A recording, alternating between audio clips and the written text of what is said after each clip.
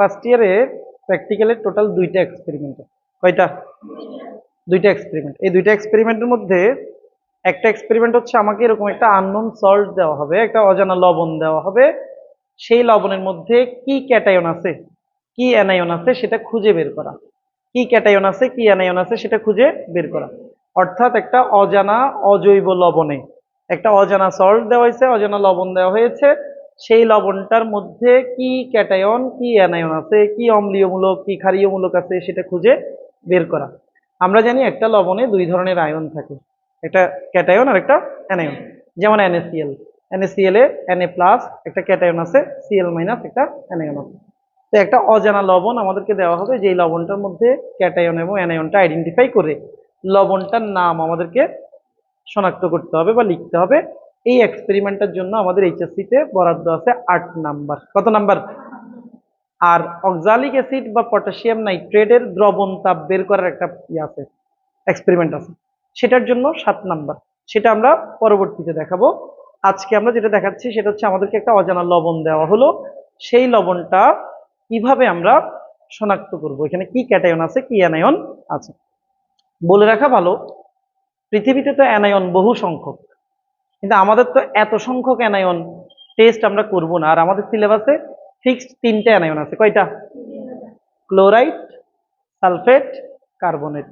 Chloride, sulphate, carbonate, এই 3টা anion আমাদের লবণের মধ্যে থাকতে পারে। এর বাইরে কোনো অ্যানায়ন আমাদের সিলেবাসে নাই, এগুলো দিবে না। আমাকে যেই লবণটাই দেওয়া হোক না কেন, সেখানে হয় ক্লোরাইড, না হলে সালফেট, না হলে কার্বনেট, এই 3টে অ্যানায়ন থেকে যে কোনো একটা অ্যানায়ন থাকবে। আর ক্যাটায়নের মধ্যেও বা আমাদের সিলেবাসে ক্যাটায়ন আছে টোটাল কয়টা? 8টা। কয়টা? ওই 8টা ক্যাটায়ন থেকে যে কোনো একটা ক্যাটায়ন থাকবে, আর অ্যানায়ন এই 3টার মধ্যে থেকে যে কোনো একটা অ্যানায়ন থাকবে। ঠিক আছে? তো এখন আমরা কিভাবে শনাক্ত করব, প্রসেসটা কি সেটা একটু জানি। প্রথমে একটু বলি, প্রথমে হচ্ছে আমাদেরকে যে কোনো একটা লবণ দেওয়া হবে। এখন লবণটা এরকম লিকুইডও দিতে পারে অথবা সলিড দিতে পারে, অথবা কি দিতে পারে? সলিড দিতে পারে। যদি আমাদেরকে লবণটা লিকুইড দেওয়া হয় তাতেও কোনো সমস্যা নাই, যদি সলিড দেওয়া হয় তাতেও কোনো কি নাই, সমস্যা নাই। আমরা প্রথম যে কাজটা করব, পানি যোগ করে এটাকে দ্রবণে কনভার্ট করা। কিসে কনভার্ট করা? তাহলে আমরা এখন এটাকে দ্রবণে পরিণত করব। দেখি আমরা যে কাজটা করলাম সেটা হচ্ছে আমাদের লবণটাকে আমরা দ্রবণে কনভার্ট করলাম। এটা হচ্ছে আমাদের স্টক সলিউশন বা মূল দ্রবণ। এইখান থেকেই আমরা একটু একটু করে দ্রবণ নিয়ে টেস্ট করে দেখব যে আমাদের কোন ক্যাটায়নটা আছে বা কোন অ্যানায়নটা আছে। আমরা কিন্তু সম্ভাব্য ক্যাটায়ন অ্যানায়ন 11টা হলেও ফলাফল পাবো কয়টা? 2টা, একটা ক্যাটায়ন একটা অ্যানায়ন। ক্লিয়ার? তাহলে আমরা এখন প্রথম যে কাজটা করব, এই মূল দ্রবণ থেকে আমরা ক্যাটায়ন বা অ্যানায়ন শনাক্তকরণ শুরু করব। এখন স্যার আমরা কি ক্যাটায়ন টেস্টটা আগে করব নাকি অ্যানায়ন টেস্টটা আগে করব? ডিপেন্ডস অন ইউ, তুমি কোনটা করবা তোমার ইচ্ছা। তবে সাইকোলজিক্যালি যদি আমরা একটু আগে থাকতে চাই মানসিকভাবে, তবে আমার সাজেশন হচ্ছে অ্যানায়নটা আগে করা। কেন? অ্যানায়নে মাত্র কয়টা? 3টা। তাহলে আমরা যদি অ্যানায়নটা প্রথমে টেস্ট করি, দ্রুত অ্যানায়নটা যখন মিলে যাবে তখন মানসিকভাবে একটু শান্তি লাগবে, কি ওরে অর্ধেক তো মিলে গেছে, বাকি আর অর্ধেক আছে। তখন দেখবি ক্যাটায়নটাও এই কনফিডেন্সের কারণে মিলে যাবে। কিন্তু প্রথমেই যদি আমরা ক্যাটায়ন টেস্ট করি, কোনো কারণে যদি ঝামেলা হয়, কেমিক্যাল গুলাতে ঝামেলা বা কোনো কিছুর ঝামেলার কারণে মিলতেছে না, তখন দেখবি যে আস্তে আস্তে নার্ভাস হওয়া শুরু হবো আমরা। তো সেই কারণে আমি সাজেস্ট করি প্রথমে অ্যানায়নটা আমরা টেস্ট করি। এই অ্যানায়নটা টেস্ট করার জন্য আমাদের যে মূল দ্রবণটা আছে সেখান থেকে আমরা অল্প করে মূল দ্রবণ আলাদা একটা পরিষ্কার টেস্ট টিউব আমরা নিব। আলাদা একটা পরিষ্কার টেস্ট টিউব আমরা এখান থেকে অল্প করে মূল দ্রবণ নিব। তাহলে পরিষ্কার একটা টেস্ট টিউব আমরা নিলাম, নিয়ে সেখানে আমরা অল্প পরিমাণে মূল দ্রবণ আমরা নিব। অল্প পরিমাণে কেন নিব স্যার? বেশি নিলে আমার কেমিক্যাল বেশি লাগবে, ফলাফলটাও অনেক সময় বিভ্রাট হইতে পারে। আমরা এইটুকু, এই পরিমাণ আমরা নিব। যত কম নিব ততই আমাদের জন্য কি ভালো। ঠিক আছে? এবার মাইন্ড ইট, মনোযোগ দিয়ে শোনো। প্রথমে আমরা একটু করে মূল দ্রবণ নিয়েছি। মূল দ্রবণ নেওয়ার পরে আমাদের প্রথম কাজ, এই মূল দ্রবণে আমরা বেরিয়াম নাইট্রেট দিব। কি দিব? BaNO3(2), বেরিয়াম নাইট্রেট দিব। বেরিয়াম নাইট্রেট দেওয়ার পরে ঘটনা দুইটা ঘটতে পারে। হয়তো দেখা যাবে যেমন আছে তেমনই, কোনো সমস্যা নাই, অথবা দেখা যাবে এটা একদম দধির মতো সাদা হয়ে গেছে। তো কি ঘটে আমরা সেটা একটু দেখি আমাদের এই অজানা লবণটার ক্ষেত্রে। এই অজানা লবণে আমাদের প্রথম কাজ হচ্ছে আমরা বেরিয়াম নাইট্রেট দিব। কি দিব স্যার? বেরিয়াম নাইট্রেট দিব। আমরা বেরিয়াম নাইট্রেট দিয়ে দেখতে চাই যে এখানে কি হচ্ছে, কোনো ধরনের পরিবর্তন আদৌ হচ্ছে কিনা। তাহলে আমরা প্রথমে বেরিয়াম নাইট্রেট দিচ্ছি, 2-3 ফোঁটা দিয়ে দেখি কি হয়। দেখো একদম দধির মতো সাদা হয়ে গেছে। দধির মতো কি হয়ে গেছে? সাদা হয়ে গেছে। মাইন্ড ইট, মনোযোগ দিয়ে শুনো। প্রথমে মূল দ্রবণ নিয়েছি, নিয়ে সেখানে 2-3 ফোঁটা বেরিয়াম নাইট্রেট দিয়েছি। দেওয়ার পরে আমরা দেখলাম একটা পরিবর্তন হয়েছে। একটা কি হয়েছে? পরিবর্তন হয়েছে। যদি পরিবর্তনটা না হতো তাহলে কি হতো, আর পরিবর্তন হওয়ার ফলে কি হয়েছে সেটা আমরা এখন বলবো। যদি পরিবর্তন না হইতো, ধরো বেরিয়াম নাইট্রেট দেওয়ার পরে কোনো ধরনের প্রিসিপিটেশন বা পদক্ষেপ পড়ে নাই, যেমন ছিল তেমনই আছে, তাহলে আমরা ধরে নিতে পারি এখানে ক্লোরাইড আছে। কি আছে? কারণ ক্লোরাইড বেরিয়াম নাইট্রেটের সাথে কোনো পদক্ষেপ দিবে না। বাট যদি পদক্ষেপ দেয়, আমাদের তো পদক্ষেপ দিয়েছে, পদক্ষেপ দেয় সালফেট অথবা কার্বনেট, সালফেট অথবা, তাহলে যখন পদক্ষেপ করবে বেরিয়াম নাইট্রেটের সাথে এরকম পদক্ষেপ করবে, তাহলে আমরা ধরে নিব এখানে হয় সালফেট আছে, না হলে কার্বনেট আছে। এখন সালফেট নাকি কার্বনেট এটা কনফার্ম হইতে হবে না? সেই জন্য আমরা এই পদক্ষেপের মধ্যেই, সেই জন্য আমরা এই পদক্ষেপের মধ্যেই কি দিব? গাঢ় HCl অ্যাসিড দিব। কি দিব? গাঢ় HCl দিব আমরা 2-3 ফোঁটা। দেখো আমরা HCl দেওয়ার পরে কোনো ধরনের পরিবর্তন আমরা দেখছি না। এখন এরকমও হতে পারতো HCl দেওয়ার পরে দেখতে যে বুদবুদ উঠতেছে, বুদবুদ উঠতেছে, এটা একদম স্বচ্ছ, একদম পানির মতো আগের মতো হয়ে যাবে, এরকমও হতে পারতো। দেওয়ার পরে HCl দেওয়ার পরে পদক্ষেপটা হয় থেকে যাবে, না হলে চলে যাবে। এখন আমাদের এখানে কি হয়েছে? এটা থেকে গেছে। যখন পদক্ষেপটা থেকে যাবে HCl দেওয়ার পরেও 100% নিশ্চিত এটা হচ্ছে সালফেট। এটা কি? কারণ সালফেটের লবণ HCl এর সাথে কি করে না? বিক্রিয়া করে না। কিন্তু যদি এখানে কার্বনেট থাকতো, কি থাকতো? তখন আমরা যে HCl দিয়েছি সাথে সাথে দেখতে বুদবুদ উঠতে উঠতে এটা একদম স্বচ্ছ ক্রিস্টাল ক্লিয়ার হয়ে যেত। তাহলে আমরা পেলাম এখানে কি? সালফেট। তাহলে আমাদের অ্যানায়নটা পেয়ে গেলাম। অ্যানায়নটা মানে আমাকে যে লবণটা দেওয়া হয়েছে সেখানে অ্যানায়ন হিসেবে কি আছে? সালফেট আছে। অ্যানায়ন হিসেবে কি আছে? সালফেট আছে। তাহলে কতক্ষণ লাগলো আমাদের? বেশিক্ষণ লাগলো না। এভাবেই আমরা প্রথমে অ্যানায়নটা টেস্ট করে ফেললাম। আমি আরেকবার ফ্ল্যাশব্যাক আবার একটু বলছি। প্রথমে আমরা যে লবণটা দেওয়া হবে সেটা দিয়ে একটা মূল দ্রবণ বানাবো, সেখান থেকে অল্প পরিমাণে মূল দ্রবণ নিব। নেওয়ার পরে এই মূল দ্রবণে অ্যানায়ন টেস্টের জন্য এই মূল দ্রবণে প্রথমে আমরা বেরিয়াম নাইট্রেট দিব। কি দিব? বেরিয়াম নাইট্রেট দিলে যদি কোনো ধরনের পরিবর্তন না হয়, পদক্ষেপ না পড়ে, তাহলে মেবি এখানে ক্লোরাইড আছে। স্যার মেবি কেন?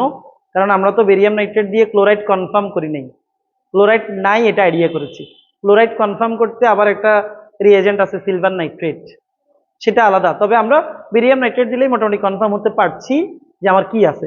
আমি বেরিয়াম নাইট্রেট দিলে পরিবর্তন যদি না হয় মেবি ক্লোরাইড, যদি মন চাই ফার্দার আমরা সিলভার নাইট্রেট দিয়ে এটা কনফার্মেশন করতে পারবো। আর আমাদের যে লবণটা ছিল সেখানে আমরা বেরিয়াম নাইট্রেট দেওয়ার পরে পরিবর্তন হয়ে গেছে, পদক্ষেপ পড়ছে। পদক্ষেপ করা মানে ক্লোরাইড নাই, হয় সালফেট না হলে কার্বনেট, হয় সালফেট। এখন এটা কি সালফেট না কার্বনেট সেটা কনফার্ম করার জন্য আমরা কি করবো? এখানে গাঢ় HCl দিব। HCl দিলে তখনও দুইটা ঘটনা ঘটতে পারে, হয় পদক্ষেপটা যেমন আছে তেমন থেকে যাবে, না হলে বুদবুদ উঠে পদক্ষেপটা পরিষ্কার হয়ে যাবে, চলে যাবে। যদি পদক্ষেপটা থেকে যায় তাহলে লবণে সালফেট অ্যানায়ন আছে। আর যদি পদক্ষেপটা চলে গিয়ে এটা স্বচ্ছ হয়ে যায় তাহলে এখানে কি আছে? কার্বনেট আছে। বুঝে গেল? অ্যানায়ন টেস্ট আমরা পারবো? পারবো স্যার? ওকে। তো ক্যাটায়ন টেস্টের জন্য আমরা সেম কাজ করব। প্রথমে অল্প করে মূল দ্রবণ নিব। মনোযোগ, প্রথমে আমরা অল্প করে কি নিব? মূল দ্রবণ নিব ক্যাটায়ন টেস্টের জন্য। মাইন্ড ইট, ক্যাটায়ন টেস্টের জন্য আমরা প্রথমে আবার অল্প করে একটা পরিষ্কার টেস্ট টিউবে কি করব? মূল দ্রবণ নিব। এখন ক্যাটায়ন টেস্টের জন্য অনেক ধরনের রিএজেন্ট আছে, অনেক ধরনের রিএজেন্ট আছে, কেমিক্যাল আছে, কিন্তু ল্যাবরেটরিতে সবচেয়ে হেল্পফুল, সবচেয়ে সাহায্যকারী ক্যাটায়ন টেস্টের জন্য আমার কাছে যেটা মনে হয় সেটা হলো পটাশিয়াম ফেরোসায়ানাইড। যারা আমরা খুব সহজে লবণটা আইডেন্টিফাই করতে চাই তারা ক্যাটায়ন টেস্টের জন্য প্রথম অস্ত্র হিসেবে এটা ব্যবহার করবে, পটাশিয়াম ফেরোসায়ানাইড। পটাশিয়াম ফেরোসায়ানাইড দিলে কি হবে, ঘটনা কি সেটা একটু আমরা জানি আগে, ঠিক আছে? আমি প্রথমে মূল দ্রবণ যেটা নিয়েছি সেখানে অল্প করে পটাশিয়াম ফেরোসায়ানাইড দিচ্ছি, একটু খেয়াল করি আমরা কোনো ধরনের পরিবর্তন হয় কিনা আমরা একটু দেখি। দেখো আমরা 2-3 ফোঁটা পটাশিয়াম ফেরোসায়ানাইড দেওয়ার সাথে সাথে একটা বাদামি অদক্ষেপ পড়েছে। কি পড়ছে? পটাশিয়াম ফেরোসায়ানাইডের সাথে বাদামি অদক্ষেপ একমাত্র আমাদের সিলেবাসে যে আয়নগুলো আছে তাদের মধ্যে একমাত্র কপার 2+ দেয়। কে দেয়? তা আমি যখন পটাশিয়াম ফেরোসায়ানাইড দিয়েছি বাদামি অদক্ষেপ পড়ছে, তাহলে আমি 100% কনফার্ম আমার লবণটাতে কপার 2+ ছিল। কি ছিল? যদি কপার না থাকতো তাহলে এখানে কিছুই হইতো না, কোনো ধরনের অদক্ষেপ পড়তো না। তাহলে আমি তো ক্যাটায়ন কনফার্ম হয়ে গেছি, এটা কপার ছিল, তাহলে আমার লবণে ক্যাটায়নটা ছিল কপার 2+, অ্যানায়নটা ছিল SO4 2-। দ্যাট মিনস আমার লবণটা ছিল কপার সালফেট। এখন স্যার যদি অন্য লবণ হইতো তাহলে কি হতো? এই যে আমরা পটাশিয়াম ফেরোসায়ানাইড দিলাম, এখানে পটাশিয়াম ফেরোসায়ানাইড দেওয়ার পরে বাদামি যখন হয়েছে আমরা ডিসিশন নিয়েছি কপার 2+। যদি হালকা নীল অদক্ষেপ পড়তো, কি নীল? হালকা নীল, তখন আমরা কনফার্ম এখানে Fe2+ আছে। কি আছে? ফেরাস আয়ন আছে। যদি গাঢ় নীল অদক্ষেপ পড়তো, গাঢ় নীল কি দিলে? পটাশিয়াম ফেরোসায়ানাইড দিলে যদি গাঢ় নীল অদক্ষেপ পড়তো তাহলে আমরা কনফার্ম এখানে Fe3+ আছে, ফেরিক আয়ন আছে। যদি দধির মতো সাদা অদক্ষেপ পড়তো তাহলে আমরা নিশ্চিত এখানে জিঙ্ক 2+ আছে। তার মানে পটাশিয়াম ফেরোসায়ানাইড 2 ড্রপ 3 ড্রপ দেওয়ার সাথে সাথেই আমি 4টা ক্যাটায়ন আছে না নাই কনফার্ম হয়ে যাচ্ছে। Copper 2+, Fe2+, Fe3+, zinc 2+। Copper 2+ বাদামি হবে, Fe2+ হালকা নীল, Fe3+ গাঢ় নীল, জিঙ্ক হলে সাদা। আর যদি এরকম হইতো পটাশিয়াম ফেরোসায়ানাইড দেওয়ার পরে কিছুই হয়নি, কিছুই হয় নাই, তখন আমাদেরকে বুঝে নিতে হবে এই যে কপার, ফেরাস, ফেরিক, জিঙ্ক এগুলো একটাও নাই। তো এগুলো একটাও না থাকলে স্যার আর কি আছে তাহলে? তো আমরা যে বলেছি সিলেবাসে আমাদের ক্যাটায়ন টোটাল 8টা, এরপরে আরো 4টা বাকি আছে, sodium, calcium, aluminium, ammonium. Sodium, calcium, aluminium, ammonium. তুমি পটাশিয়াম ফেরোসায়ানাইড দিয়ে যদি কিছুই না হয় তাহলে এই 4টা নাই, তাহলে তোমার হয় সোডিয়াম আছে, না হলে ক্যালসিয়াম, না হলে অ্যালুমিনিয়াম, না হলে অ্যামোনিয়াম আয়ন। তখন ওই আয়নগুলো আমরা এগুলো ফেলে দিয়ে আবার একটু করে মূল দ্রবণ নিয়ে ওই আয়নগুলো আমরা টেস্ট করব। ওই আয়নগুলো টেস্ট করার জন্য আবার আলাদা আলাদা কি আছে? কেমিক্যাল। আরেকটা জিনিস শুনো, অনেকে বুদ্ধিজীবী যারা আছে এখানে সে বিতর্ক করতে পারে যে স্যার পটাশিয়াম ফেরোসায়ানাইড দিয়ে কেন করব, আমাদের হাজারিনাগের বইয়ে তো আমরা দেখেছি সোডিয়াম হাইড্রোক্সাইড দিয়েও আছে, অ্যামোনিয়াম হাইড্রোক্সাইড দিয়েও আছে। বাবারে টেস্ট কিন্তু সোডিয়াম হাইড্রোক্সাইড, অ্যামোনিয়াম হাইড্রোক্সাইড ওগুলো দিয়েও করা যাবে, কিন্তু আমার কাছে পার্সোনালি মনে হয় পটাশিয়াম ফেরোসায়ানাইড দিয়ে আইডেন্টিফাই করাটা সবচেয়ে ইজি, সময় কম লাগে, কনফার্ম হওয়া যায় দ্রুত। কিন্তু এইটা দিয়ে ছাড়াও আমরা কিন্তু এই যে কি বলে তোমার জিঙ্ক, অ্যালুমিনিয়াম এগুলোর ক্ষেত্রে আমরা সোডিয়াম হাইড্রোক্সাইড, অ্যামোনিয়াম হাইড্রোক্সাইড এগুলো ব্যবহার করতে পারি। ফেরাস, ফেরিক এগুলোর ক্ষেত্রে আমরা সোডিয়াম হাইড্রোক্সাইড, অ্যামোনিয়াম হাইড্রোক্সাইড ব্যবহার করতে পারি। তো ওগুলা দিয়ে কেমনে কি হবে, বাকি 4টা ক্যাটায়ন কেমনে শনাক্ত করব, বা কোন ক্যাটায়নের জন্য কোন রিয়েজেন্ট লাগবে সেটা অবশ্যই আমরা নেক্সট দিন দেখাবো ইনশাল্লাহ।